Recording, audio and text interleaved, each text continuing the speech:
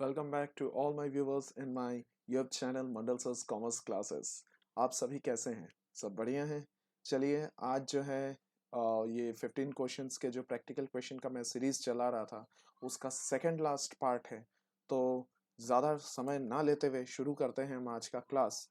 तो इस क्वेश्चन में जो है क्या लिखा गया है या क्या चीज़ है, ज़रा सा हम देख लेते हैं। इस क्वेश्चन में ये जेम्स क्लब का क्वेश्चन है और ये पिछले साल के जो बोर्ड है उसके सेकंड सेट 2 में इस क्वेश्चन को पूछा गया था।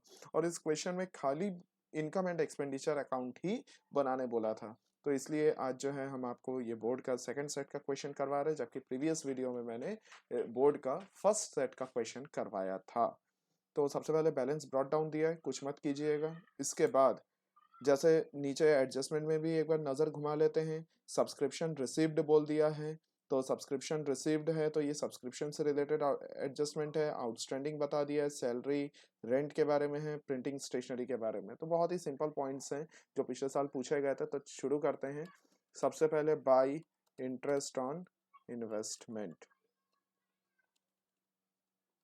बाई इंटरेस्ट ऑन इन्वेस्टमेंट कितना रुपए दिया है? 2400। कभी भी ऐसा इंटरेस्ट ऑन इन्वेस्टमेंट दे तो हमेशा बोला हूँ ध्यान ये देना कि पेमेंट साइड में भी आपका कोई इन्वेस्टमेंट है क्या। तो देखिए यहाँ लिखा है बाई 6% इन्वेस्टमेंट, मतलब मैंने 6% इन्वेस्टमेंट जो है वो खरीदा साल भर में। कब खरीदा? 1 अगस्त 2017 में। जबकि मेरा साल कब खत्म हो रहा है? 31 मार्च 2018 में। इसका मतलब ये जो इन्वेस्टमेंट है ये कितने महीने का हुआ? तो आपको अगस्त से लेके काउंट करना है मार्च तक। तो अगस्त से लेके अगर मार्च तक काउंट करेंगे तो आपको मिलेगा टोटल 8 मंथ्स। अगर मैं कैलकुलेट करके देखूं, अगस्त, सितंबर, अक्टूबर, नवंबर, दिसंबर, जनवरी, फरवरी, मार्च, तो ये जो टोटल है ये आपके 8 मंथ्स है। 8 महीने का मतलब इंटरेस्ट हमको कैलकुलेट करना है। तो सबसे पहले मैं यहाँ पे वर्किंग नोट आपको दिखा दे रहा हूं कैसे करना है। अमाउंट टू बी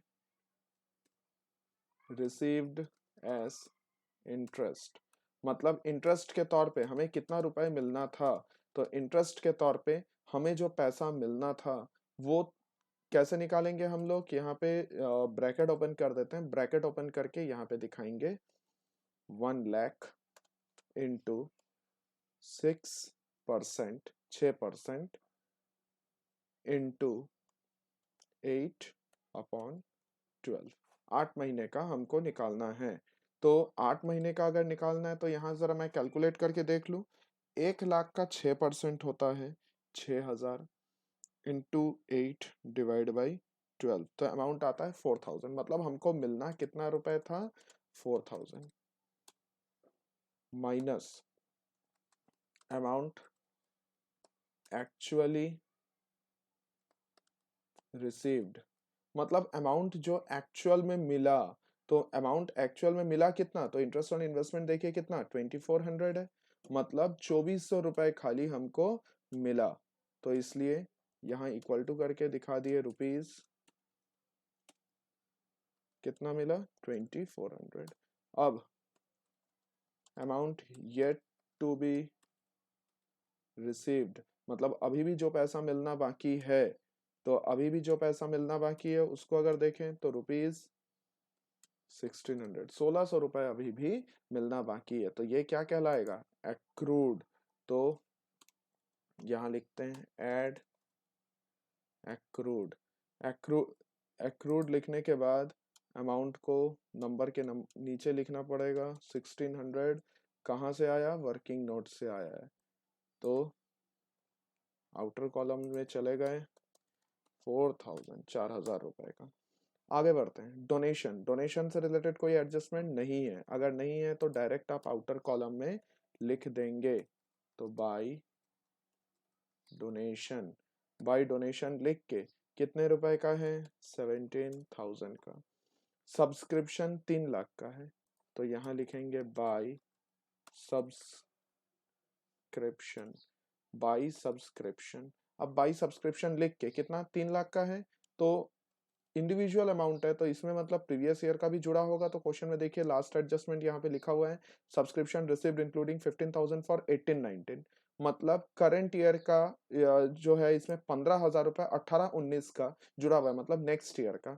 तो नेक्स्ट ईयर का अगर जुड़ा है मतलब ये एडवांस है, तो माइनस हो जाएगा करंट ईयर का advance.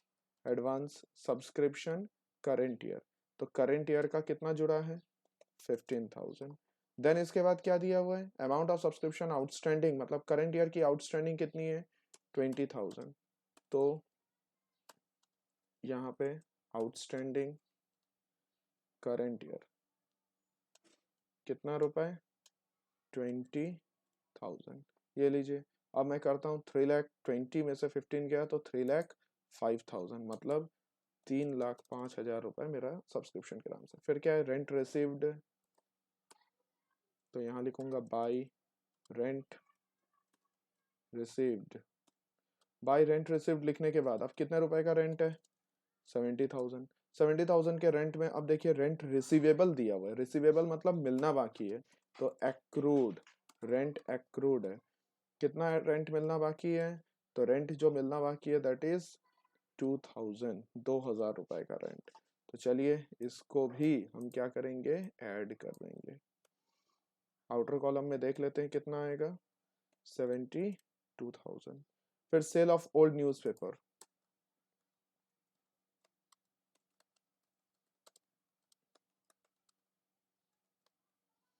Cell of old newspaper, तो सेल ऑफ ओल्ड न्यूज़पेपर लिख के कितना रुपए 600 हमको मिला, ये भी हमने लिख दिया। अब चलिए हम चालू करते हैं रिसिप्ट साइड का, तो सारे एंट्री हो गए। पेमेंट साइड में, पेमेंट साइड में अगर करें तो to furniture, furniture sorry furniture को मत लिखना बिकॉज डेप्रिसिएशन दिया नहीं है।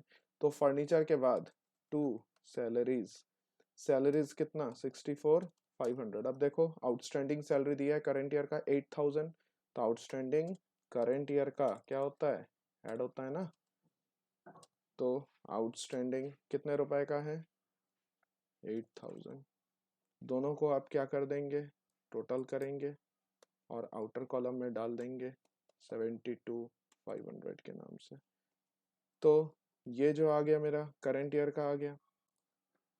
देन इसके बाद सैलरी के बाद नेक्स्ट पॉइंट में अगर हम जाएं तो to miscellaneous expense, miscellaneous expense कितना 52,000। 52,000 के बाद मिसलेनियस एक्सपेंस के बाद है आपका टेलीफोन चार्जेस, तो टेलीफोन चार्जेस में है तुम्हारा 12,000। तो 12,000 अगर है तो यहाँ लिख देते हैं to telephone charges, telephone charges में कितना है 12,000 रुपीज़। देन इसके बाद फैक्स मशीन है आपके पास 6,000 रुपीज़ का, तो 6,000 रुपीज़ का अगर फैक्स मशीन है इसको मत लिखना बिकॉज ये कैपिटल नेचर का है। देन इसके बाद इन्वेस्टमेंट है, इन्वेस्टमेंट को भी मत लिखना क्योंकि ये भी कैपिटल नेचर का है। अब इसके बाद मेरे पास प्रिंटिंग एंड स्टेशनरी है, तो यहाँ पे मैं लिखूंगा to printing and stationery, to printing and stationery 19,000 का plus opening stock, opening stock last line देखना वहां पे लिखा हुआ है ओपनिंग प्रिंटिंग एंड स्टेशनरी का स्टॉक का जो वैल्यू है वो है 12,000 का, तो ओपनिंग ऐड होता है और क्लोजिंग स्टॉक ये जो है ये माइनस होगा 15,000 का। तो चलिए फटाफट हम इसको एक बार कैलकुलेट करके देख लें कि कितना आएगा। 19 और 12 अगर मैं करके देखता हूँ तो ये हो जाता है 31,000, 31,000 और आपका 15,000 उसमें से हमको माइनस कर देना है, तो आंसर आएगा 16,000, मतलब 16,000 रुपये यहाँ पे दिखा देंगे। प्रिंटिंग स्टेशनरी हो गया, इसके अलावा सारे एडजस्टमेंट मैंने ले लिए।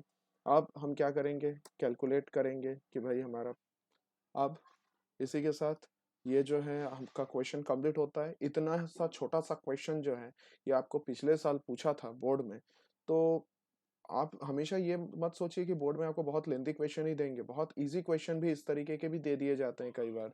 तो आपको जो है अपने आप पे कॉन्फिडेंस लूज नहीं करना है कि हमसे ये बनेगा, आपको कॉन्सेप्ट हमेशा याद रखना है, तो आप देखिएगा कॉन्फिडेंस अपने आप आ जाएगा, तो आप आसानी से इस टाइप के क्वेश्चन सॉल्व कर सकते हैं। आई होप कि आपको ये वीडियो भी मेरा पसंद आया होगा। अब लास्ट वीडियो लेके मैं जल्द ही आपके सामने प्रस्तुत होऊंगा।